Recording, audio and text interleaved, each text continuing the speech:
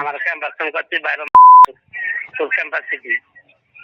আচ্ছা 40 বছর চাকরি করি, এই জীবনের প্রথম মানে স্টার্ট মাস 10,000 এত লাভ বিচার করবো আল্লাহ।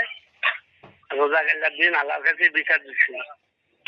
আমার মনে করেন আসমাত বাইরে এসে একটা মাথা মুথা আমার বুকে ফিডে, আর মনে করেন চারটা ছটকানা দিছে, আবার মনে করেন 2-3টা লাফি দিছে ধরে।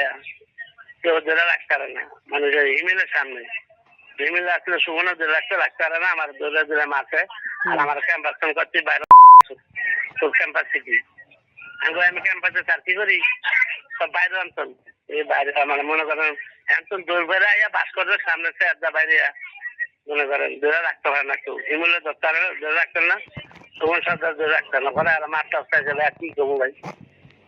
হিমেল ধরে রাখতে হিমেলের সামনে হিমেলও আসছিল, আমার হিমেলের সামনে কলার দিলা ঘুরে দিব আমাদের সামনে, মানে একটু সামনে নিয়ে মনে করেন ক্যাম্পাস আইতে না করছি।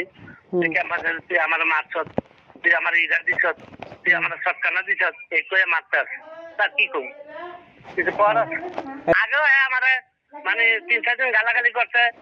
আমি মানে গেদে আইয়া বিচারে আমার বিচারে গেদে আইয়া আমার বিচার আগে জিরা কেউ তোর সেক্রেটারি কেউ ওরা না করছি ক্যাম্পাসে আইতে না করছি, খেলা করতে না করছি, আমি খেলাবো যাই না, খেলাবো করলি না, মানে গেটে দেখলে গালাগালি করে, মানে আমার তো দেখে না ওগুলো গালাগালি করে, তো ওরা কয় ভাই আমরা আইন না, আমরা দেখলে মারবো, তো কি করবো ক্যাম্পাস থেকে ছেড়ে যাবো গা এই ক্যাম্পাসের ভিতরে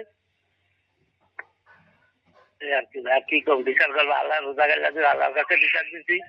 আমরা যদি আমাকে মারো না, আমরা কথা আমরা মারতাম না, আমাকে একটু মামাটা মা করে চুরি করবে, এই তার থেকে কিছু করার নেই।